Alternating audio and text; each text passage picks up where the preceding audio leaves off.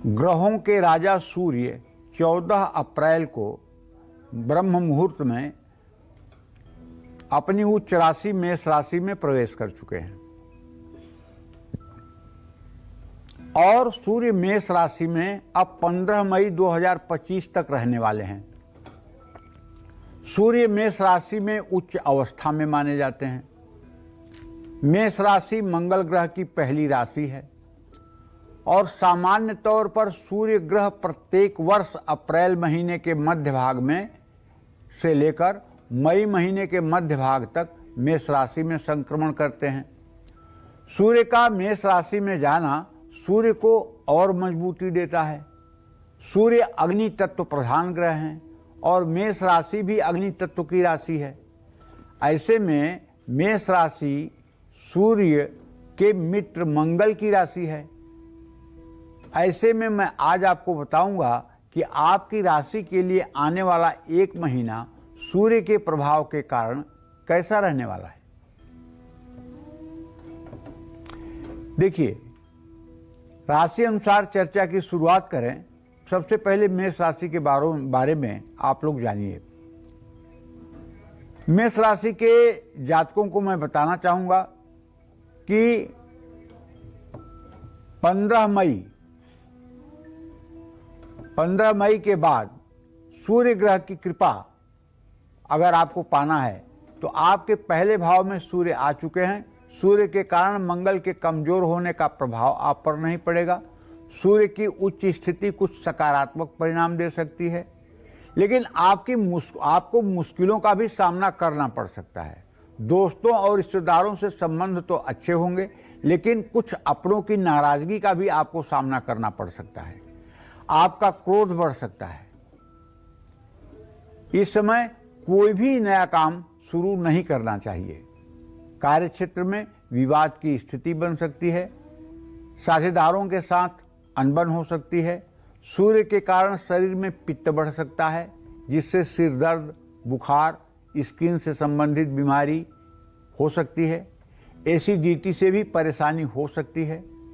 विद्यार्थियों को अच्छे परिणाम प्राप्त हो सकते हैं। जो विद्यार्थी हैं उन्हें अच्छे परिणाम प्राप्त होंगे। मैं सभी राशि के विद्यार्थियों से कहना चाहता हूं कि देखो भाई, उद्यमेण ही सिद्ध्यन्ति कार्याणि न मनोरथै न सिंहस्य सुप्तस्य प्राप्तवान मुखे मृगा। उद्यम तो सबसे जरूरी है, पराक्रम सबसे जरूरी है, इसमें कोई दो राय नहीं। लेकिन पराक्रम करने के लिए एक उचित साधन चाहिए और मनुष्य के लिए सबसे उचित साधन जो है वो उसका शरीर है। शरीर जितना स्वस्थ रहेगा, मन जितना प्रसन्न रहेगा, मन जितना एकाग्र होगा, उतना ही आपको अपने कार्य क्षेत्र में और जीवन के विभिन्न क्षेत्रों में सफलता मिलेगी। और शरीर स्वस्थ रहे, मन प्रसन्न रहे, सकारात्मक ऊर्जा का संचार शरीर में रहे, इसके लिए सनातन धर्म में एक ही बात कही गई है कि आप सूर्य की उपासना करें। इसीलिए सभी सनातन धर्मियों से पहला आग्रह किया गया है कि वो नित्य प्रातः काल उठ करके नित्य क्रिया से निवृत्त होकर के सूर्य को अर्घ दें। ओम ब्रह्म स्वरूपिणे सूर्य नारायणाय नमः, इस मंत्र को 3 बार बोलते हुए 3 बार में लोटे का जल सूर्य देव को अर्पित करें। उसके बाद अपने पूजा स्थान में आकर के कम से कम 5 बार नाड़ी शोधन प्राणायाम करें। अगर आप स्वस्थ, संपन्न और सफल जीवन जीना चाहते हैं तो उसके लिए ये बात बता रहा हूं।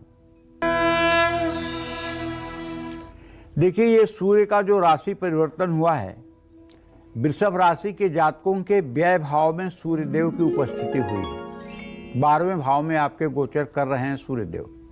इससे क्या होगा? इससे पहला काम तो होगा कि व्यर्थ की यात्राएं हो सकती हैं, अप्रायोजित यात्राएं होंगी और खर्चे में बढ़ोतरी संभव है। अगर कोई गवर्नमेंट से रिलेटेड आपका काम है तो उसमें थोड़ी सी प्रॉब्लम क्रिएट होगी। ऐसे में आपको पूरे पेशेंस और सावधानी से काम करना चाहिए। आप विदेश में हैं या विदेश से जुड़ा कोई काम करते हैं तो लाभ मिलने की संभावना पूरी है।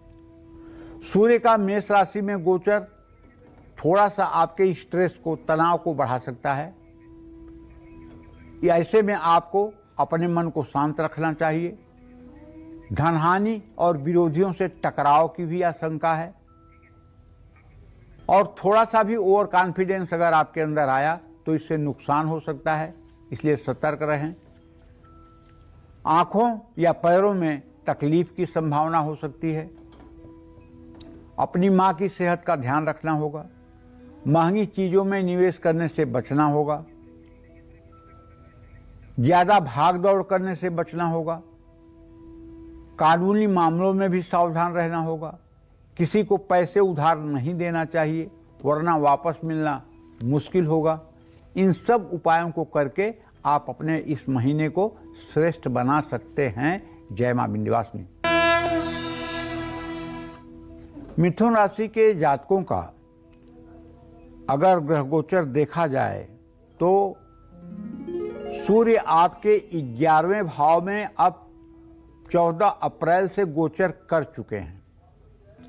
ये निश्चित रूप से शुभ परिणाम देंगे क्योंकि तृतीय, एकादश और षष्ठ मतलब तीसरा, 11वां और 6वां इन स्थानों में यदि सूर्य हों या सूर्य इन स्थानों के अधिपति हों, स्वामी हों, तो कभी बुरा फल नहीं करते हैं और हर समय अच्छा परिणाम ही देते हैं।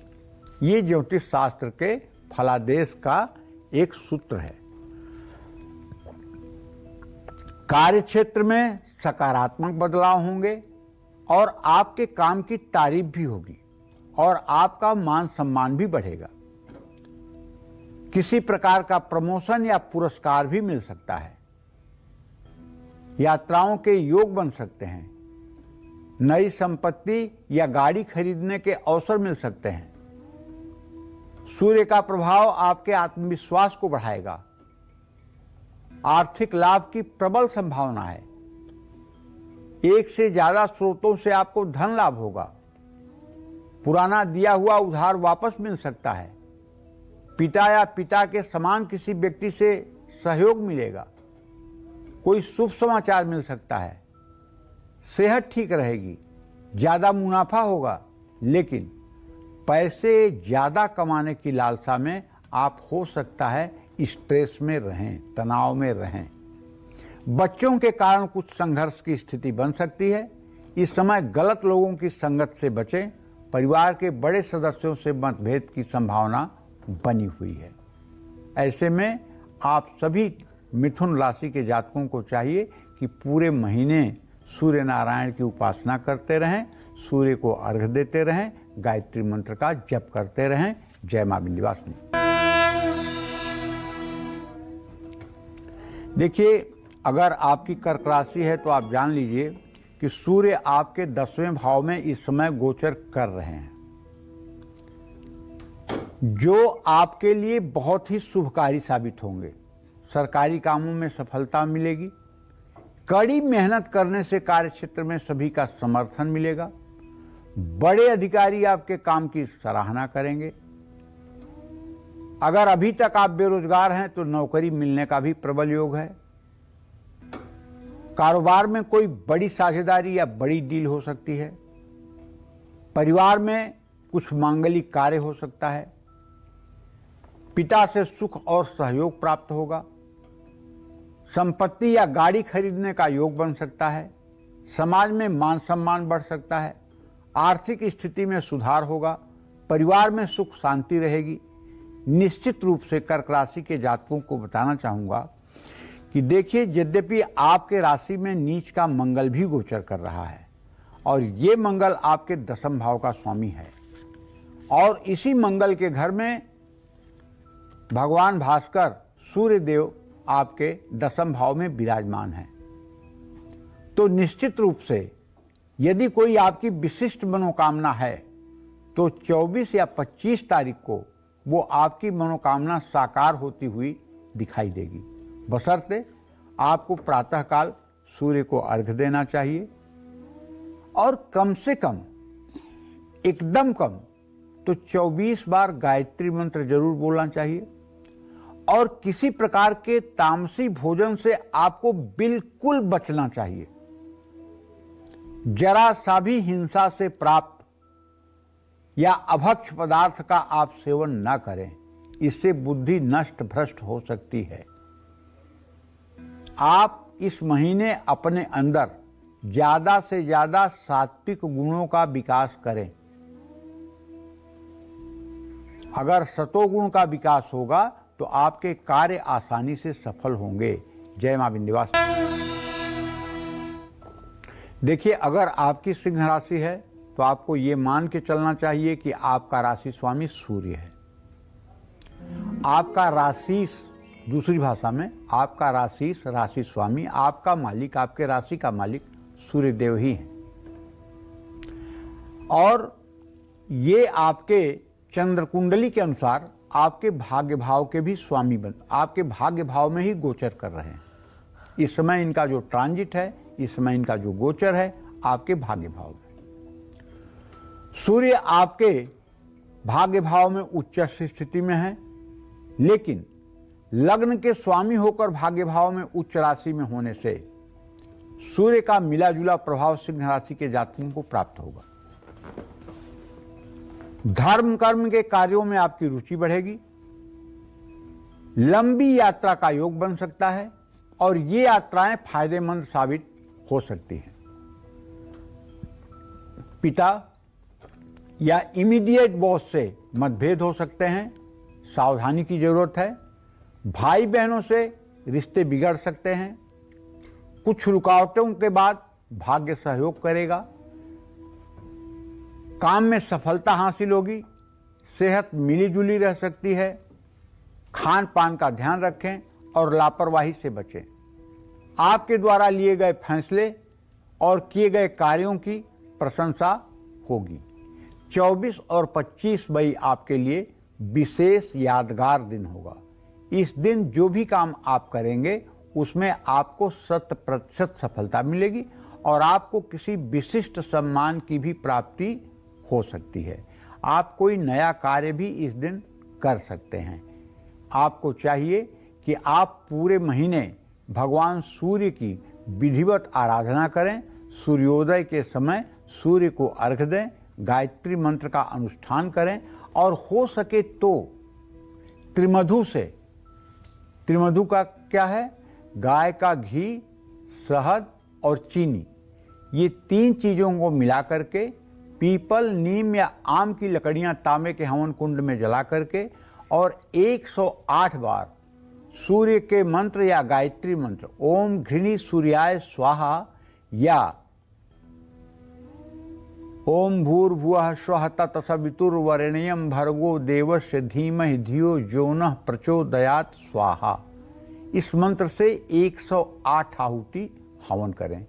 देखिए, ये हवन एक बार करके तो देख लीजिए, आपके घर का पूरा इन्वायरमेंट चेंज हो जाएगा।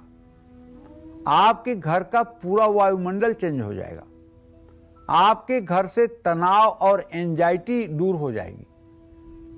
आपके घर से उदासी दूर हो जाएगी। देखिए, मैं क्या कहता हूं ना कि मेरी बातों पे भरोसा तब करिए जब उसको आप प्रयोग के रूप में लीजिए। आप प्रयोग करके देखिए। अगर प्रयोग से आपको वो चमत्कार मिले जो आपके लाखों रुपए खर्च करने पर न मिल सकता हो तो आपको करना चाहिए। और कितना समय लगेगा? ज्यादा से ज्यादा घड़ी के समय से 10 मिनट। अब 10 मिनट आप अपने परिवार और जीवन की बेहतरी के लिए तो दे ही सकते हैं। और सनातन धर्म में अग्निहोत्र को, मतलब हवन करने की प्रक्रिया को सर्वश्रेष्ठ माना गया है। देवताओं का आहार भी हवन से ही प्राप्त होता है। देवताओं को हव्य और पितरों को कव्य संतुष्टि प्रदान करता है। इसलिए जो लोग नित्य प्रातः हवन करते हैं उनके मुखमंडल पर सूर्य की तरह आभा रहती है और उनके आत्मविश्वास के कारण उनकी विपरीत परिस्थितियां भी अनुकूल हो जाती हैं और आपदाएं भी संपदा के रूप में बदल जाती हैं। जय मां विंध्यवासिनी। देखिए, कन्या राशि के जातकों को बताना चाहूंगा कि आपके अष्टम भाव में मृत्यु स्थान में सूर्य देव का गोचर 14 अप्रैल को हुआ है, जो 15 मई तक रहेगा। ये आपका 8वां भाव है। अगर आप इसके पहले फेस्टुला, बवासीर या भगंदर के पेशेंट रहे होंगे तो ये महीना आपके लिए कष्टकारी साबित होगा। सूर्य आपको निश्चित रूप से स्वास्थ्य संबंधी समस्याएं तब दे सकते हैं। आपको अग्नि और दवाओं के रिएक्शन से सावधान रहना होगा। आपको अपने लोग ही अपमानित करने का प्रयास करेंगे। पैसों के लेन देन में आपको विशेष सावधानी रखना चाहिए। धोखा या नुकसान की संभावना बनी हुई है। अचानक खर्चे बढ़ सकते हैं। ज्यादा यात्राएं हो सकती हैं। सेहत में गिरावट आ सकती है। थकान, कमजोरी और मानसिक तनाव महसूस हो सकता है, जिसके कारण आत्मविश्वास में कमी आएगी। निर्णय लेने से पहले सोच विचार जरूरी है। जब तक सूर्य मेष राशि में है तब तक कोई बड़ा या अहम निर्णय आपको टाल देना चाहिए। सेहत बनाए रखने के लिए खान पान पर विशेष ध्यान देना चाहिए। शारीरिक और मानसिक रूप से आप थोड़े कमजोर महसूस कर सकते हैं। सरकारी नौकरी कर रहे हैं या सरकारी क्षेत्र से जुड़े हैं तो कानूनी नियमों का पालन करिए। किसी भी गलत या अनैतिक कार्य से बचिए। अपने क्रोध पर काबू रखिए और कलेश से बचिए। और ये महीना आपके विपरीत परिस्थिति के बावजूद अच्छा हो जाए, इसके लिए मैं आपसे चाहूंगा कि पहली बात तो आपका खान पान पूर्ण रूपेण सात्विक होना चाहिए। एकदम खान पान की शुचिता और पवित्रता होनी चाहिए। और दूसरी बात, नित्य प्रातः आप सूर्य को जल दें और सूर्य की आराधना जरूर करें, चाहे 2 मिनट ही सही, लेकिन ओम घृणी सूर्याय नमः इस मंत्र का जप जरूर कर लें। इससे आपकी मनोकामना पूरी होगी और आपके जीवन में आने वाली दिक्कतें दूर हो जाएंगी। जय मां विंध्यवासिनी। तुला राशि के जातकों को बताना चाहूंगा कि भाई सूर्य आपके 7वें भाव में 14 अप्रैल से 15 मई तक रहेंगे। ये आपका 7वां भाव है, जो पति और पत्नी का स्थान होता है। 7वें भाव में गोचर के कारण आपके रिश्तों में तनाव आ सकता है। ऐसा मैं इसलिए कह रहा हूं ना कि शुक्र और सूर्य की स्थिति द्वितीय द्वादश की बन रही है, जिसके कारण वैवाहिक जीवन में गलतफहमियां पैदा हो सकती हैं। जीवन साथी, दोस्तों के साथ काम करने वालों और साझेदारों के साथ अपने व्यवहार पर ध्यान देना चाहिए। सूर्य का प्रभाव आपके दाम्पत्य जीवन के लिए ठीक नहीं है। ये इसलिए कह रहा हूं ना कि आपका राशि स्वामी शुक्र है और सूर्य से द्वितीय द्वादश की स्थिति बन रही है, इसलिए थोड़ा अहं का टकराव हो सकता है, जिससे संबंधों में रुकावट आ सकती है। तो दोनों में से जो बुद्धिमान हो वो थोड़ा झुकेगा वही जिसमें कुछ जान होगी। अकड़ खास मुर्दों की पहचान होगी। अगर कोई व्यक्ति लचीले स्वभाव का है और सामने वाले के गलतियों के बावजूद भी उसे स्वीकार कर रहा है तो वो हार नहीं रहा है, वो जीत रहा है। और जो अकड़ करके बैठा हुआ है, अहंकार में डूबा हुआ है, आप विश्वास करिए वो जीत नहीं रहा है, वो हार रहा है। क्षमा बड़न को चाहिए, छोटन को उत्पात, का रहीम प्रभु को घट्यो, जो भृगुमारी लात। तो भाई यात्राएं थकावट देंगी, कष्टदायक हो सकती हैं। जरूरी न हो तो यात्रा टालना बेहतर होगा। कारोबार में रुकावटें आ सकती हैं, लेकिन कुछ मामलों में लाभ भी संभव है। नौकरी पेशा लोगों को प्रमोशन या अच्छे अवसरों के लिए थोड़ा और पेशेंस रखना पड़ेगा। यह समय तनाव और असमंजस भरा हो सकता है। मन को शांत रखना बहुत जरूरी होगा। आत्मविश्वास बनाए रखें, खुद पर भरोसा रखें, कोई भी निर्णय सोच समझ कर लें। कोई नया करार या कॉन्ट्रैक्ट साइन करने के लिए समय ठीक है। शादी से जुड़ी बातचीत को टालना बेहतर होगा। और आपको चाहिए कि आपकी तुला राशि है तो आप नित्य प्रातः उठ करके सूर्य को अर्घ्य दें और किसी देवी मंदिर में जाकर के दर्शन पूजन का अपना कार्यक्रम पूरे महीने का रूटीन बनाएं। और अगर देवी मंदिर में जाकर के आप दुर्गा चालीसा या दिव्या कवचम का पाठ करें तो इससे आपके जीवन पर सकारात्मक प्रभाव पड़ेगा। जय मां विंध्यवासिनी। देखिए, वृश्चिक राशि के जातकों को बताना चाहूंगा कि सूर्य का ट्रांजिट, सूर्य का गोचर आपके छठे भाव में रोग शत्रु के स्थान में हुआ है। ऐसे में आपको एक महीने चुनौतियों से थोड़ी राहत मिलेगी। आप सोच रहे होंगे कि रोग शत्रु के स्थान में सूर्य है और चुनौतियों से राहत मिलेगी। इसका क्या मतलब? इसका मतलब ही यही होता है कि सूर्य जब भी तीसरे, छठवें और 11वें स्थान में जाता है तो फायदेमंद होता है। इससे आपकी पहचान बढ़ेगी, बड़े पद प्रतिष्ठा की प्राप्ति होगी, स्वास्थ्य समस्याओं में सुधार देखने को मिल सकता है, शत्रुओं पर विजय प्राप्त होगी, यात्रा और खर्च दोनों की संभावना बढ़ेगी, लेकिन इससे कोई खास परेशानी नहीं होगी। नौकरी पेशा हैं तो इस समय तरक्की मिलने का प्रबल योग है। अच्छा अप्रेजल मिलेगा, इंक्रीमेंट भी होगा। प्रतियोगिता में आपका प्रदर्शन बेहतर रहेगा। प्रतिद्वंदियों और शत्रुओं के खिलाफ सफलता मिलेगी। कानूनी मामलों में भी फैसला आपके पक्ष में आ सकता है। जय मां विंध्यवासिनी। देखिए, धनु राशि के जातकों को बताना चाहूंगा कि भाई, आपके पंचम भाव में सूर्यदेव अपनी उच्च राशि में विराजमान हो गए हैं। ऐसे में आपके तरक्की की रफ्तार धीमी रहेगी।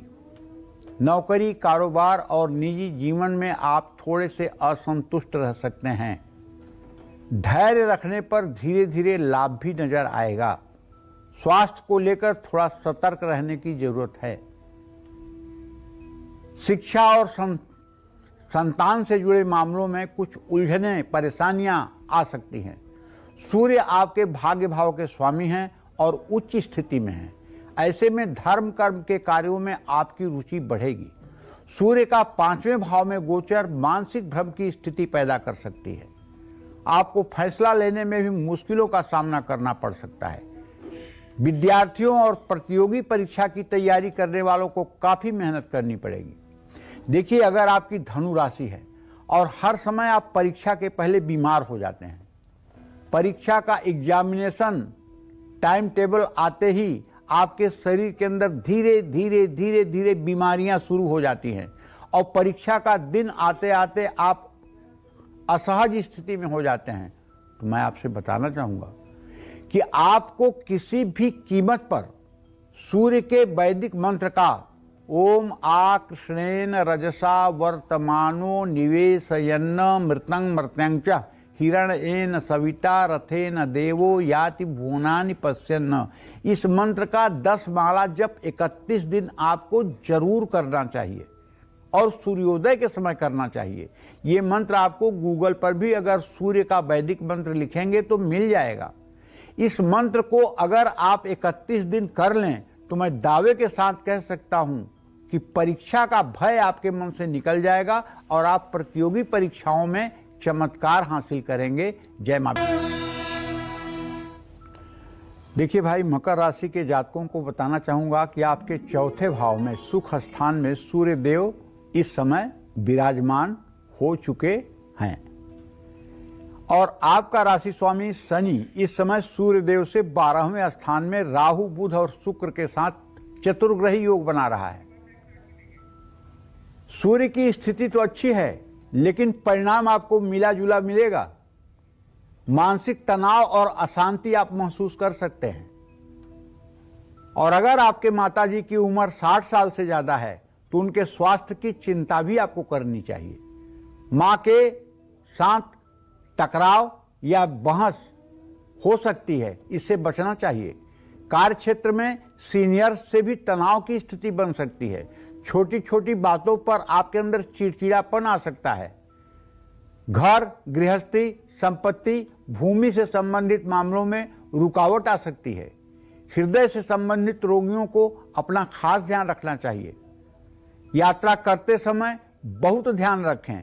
और मैं मकर राशि के सभी जातकों को कहना चाहूंगा कि भाई, आपको पूरे महीने नित्य हनुमान चालीसा का और सुंदरकांड का पाठ अगर हो सके तो करना चाहिए। भले आप 7.5 से मुक्त हो गए हैं, इसका मतलब नहीं कि आपने कवच पहन लिया है, एकदम नहीं। ओवर कॉन्फिडेंस में बिल्कुल मत आइएगा।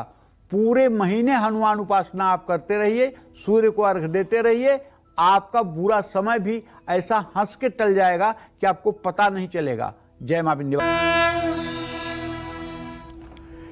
देखिए, कुंभ राशि के जातकों को तो पहली बात ये बताऊं कि आपके तृतीय भाव में पराक्रम के स्थान में भगवान सूर्य देव ने गोचर किया है। ये इस समय आपके लिए सकारात्मक और अनुकूल साबित होंगे, इसमें कोई डाउट नहीं है। आपके व्यक्तित्व में निखार आएगा, आत्मविश्वास बढ़ेगा, दूसरों से आपका कम्युनिकेशन अच्छा रहेगा, आपके व्यक्तित्व में निखार आएगा। छोटी यात्राएं भी होंगी और धार्मिक और आध्यात्मिक उन्नति हो सकती है।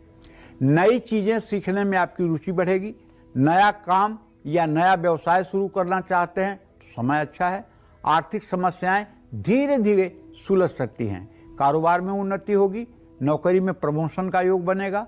जीवन साथी से संबंध मधुर होंगे। उनका स्वास्थ्य भी अच्छा रहेगा। प्रतिद्वंदियों पर विजय पाने में आप सफल रहेंगे। शासन प्रशासन से जुड़े कार्यों में सहयोग और सफलता मिल सकती है। परिवार में छोटे भाई बहनों से मतभेद संभव है। आप अपने पिता को कुछ उपहार इस महीने जरूर दीजिए रविवार के दिन।